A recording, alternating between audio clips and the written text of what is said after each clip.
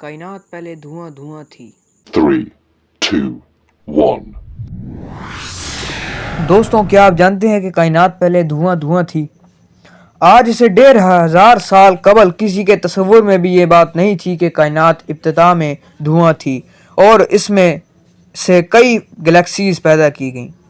ہاں، جدید سائنس یہ کہتی ہے کہ کائنات کی تشکیل ایسے گیشیس میٹر سے ہوئی جو ہائیڈروجن اور ہیلیم جیسے ایلیمنٹ سے مل کر بنا تھا اور آہستہ آہستہ گردش کر رہا تھا۔ یہ دھواں دھار مادہ گیشیس میٹر انجام کار متعدد ٹکڑوں میں بٹ گیا اور اس سے ستارے اور سیارے وجود میں آئے۔ اس دور کے سائنسدانوں نے اس گیس کو انتہائی طاقتور دوربینوں سے دیکھا ہے اور یہ مشاہدہ کیا ہے کہ کس طرح سے اس سے آج تک ستارے بنتے آ رہے ہیں۔ اب دیکھیے 1500 سال پہلے اللہ تعالیٰ نے اپنے نبی کو کیا علم عطا فرمایا۔ ارشاد باری تعالیٰ ہے ثم استوى الى السماء وهي دخان فقال لها وللارض ائتيا طوعا او كرها قالتا اتينا طائعين۔ سورہ حامیم السجدہ آیت نمبر 11، جس کا ترجمہ کچھ یوں ہے: پھر وہ آسمان کی طرف متوجہ ہوا جو اس وقت محض دھواں تھا۔ اس نے آسمان اور زمین سے کہا وجود میں آ جاؤ، خواہ تم چاہو یا نہ چاہو۔ دونوں نے کہا ہم آ گئے فرما برداروں کی طرح۔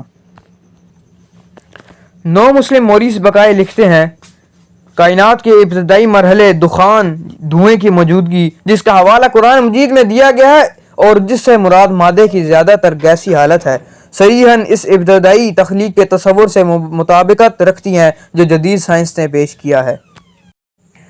جدید سائنس نے یہ معلوم کر لیا ہے کہ زمین کی ابتدائی حالت میں فضا بنیادی طور پر کاربن ڈائی آکسائیڈ پر مشتمل تھی۔ آیت مقدسہ اس راز کو اس طرح اشکار کرتی ہے کہ پھر وہ آسمان کی طرف متوجہ ہوا جو اس وقت دخان دھواں تھا۔ یہ ایک تسلیم شدہ سائنسی حقیقت ہے کہ ابتدا میں زمین کی فضا زیادہ تر دھوئیں کاربن ڈائی آکسائیڈ پر مشتمل تھی۔ زمین کا حرارت کو قائم رکھنا اسی ابتدائی گیس دھوئیں پر منحصر ہے اور اس کی وجہ سے ہی زمین کی موجودہ فضا قائم ہے۔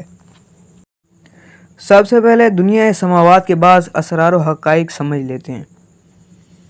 اجرام سماوی یعنی آسمان کے ستارے وجود میں آنے کے بارے میں جدید ترین سائنسی انکشاف یہ ہے کہ اجرام سماوی کا پورا مادہ یعنی میٹر ابتدا میں باہم ملا ہوا تھا، جس میں ایک دھماکہ ہوا اور اس کے نتیجے میں مختلف قسم کے اجرام وجود میں آئے،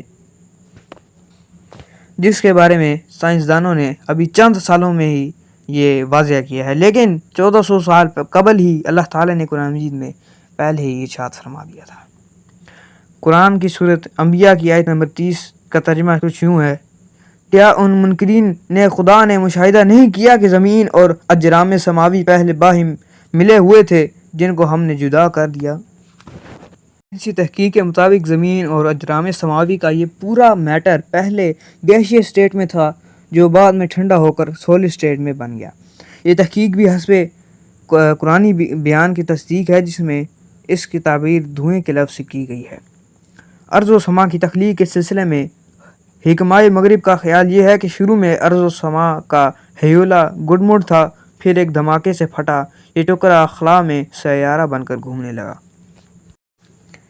دیکھیں کس قدر حیرت کا مقام ہے کہ آج سے 1500 سال پہلے جب عربوں کے پاس کوئی بھی فلک بینی کا آلہ نہیں تھا، کوئی بھی سیٹلائٹ نہیں تھی، اس وقت قرآن نے ایسی بات کہہ دی جس کا انکشاف جدید سائنسی تحقیقات نے چند سالوں پہلے ہی کیا ہے۔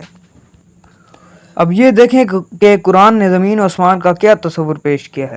سورہ انبیاء کی آیت نمبر 30 ہے جس کا ترجمہ کچھ یوں ہے: سب آسمان اور زمین باہم ملے ہوئے تھے پھر ہم نے انہیں جدا کیا۔ قرآن مجید کے 1400 سال پہلے کے اس انکشاف کو سائنس اس طرح بیان کرتی ہے کہ اربوں سال پہلے بگ بینگ نامی دھماکہ ہوا جس کے نتیجے میں آگ کا ایک بگولہ پیدا ہوا، پھر اس بگولے کے ٹکڑے ہوئے، پھر بگولے نے ٹھنڈا ہو کر زمین بنائی، جبکہ اس بگولے میں موجود گیسوں اور ویپرز نے ٹھنڈا ہو کر آسمان اور ویکیوم بنایا، یعنی بگولے میں خلا آسمان اور زمین دونوں باہم ملے ہوئے تھے مگر بعد میں الگ ہو گئے، جس کو ہم بار بار کے مشاہدات سے واضح کر چکے ہیں۔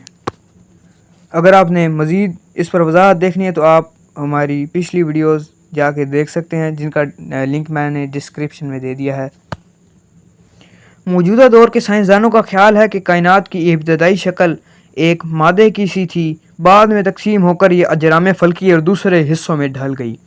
کائنات کے بارے میں جدید ترین تصور یہی ہے کہ مختلف قرائن اور مشاہدات کی بنیاد پر سائنسدان اس نتیجے پر پہنچے ہیں کہ کچھ ہزار سال پہلے کائنات کا مادہ جمود اور سکون کی حالت میں تھا۔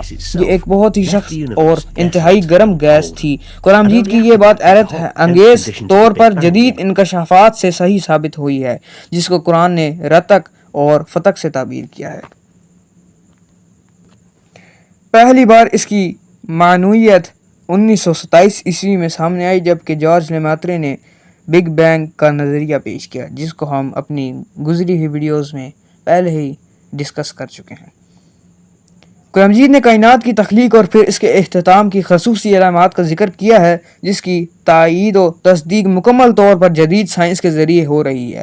قرآن مجید کے مطابق تخلیق کائنات کا آغاز ایک تخلیقی وحدت یعنی پرائمری سنگل میس سے ہوا، یعنی ابتدا میں کائنات کے بالائی اور زیریں حصے یعنی اوپر والے اور نیچے والے حصے میں زمین و آسمان سب کچھ ایک وحدت کی طرح پیوست تھے۔ بالآخر اسی تخلیقی وحدت کو توڑا گیا اور مختلف حصے ایک دوسرے سے جدا ہوئے، لہذا مادی کائنات کے مختلف حصے وجود میں آئے۔ 1965 عیسوی میں دو امریکی سائنسدانوں نے یہ ثابت کر دیا کہ طبی کائنات کی ابتدا ایک تخلیقی وحدت سے ہوئی اور اسی کے پھٹنے سے سب کہکشائیں بنی۔ 1953 عیسوی میں ایڈون ہبل کی تحقیق نے بگ بینگ تھیوری کو جنم دیا، جس کے بارے میں پہلے بھی بات کر چکا ہوں۔ ایڈون نے ثابت کیا کہ کائنات غیر متغیر نہیں بلکہ مسلسل وسعت پذیر ہے، جبکہ قرآن حکیم اس امر کی صراحت بہت پہلے کر چکا ہے۔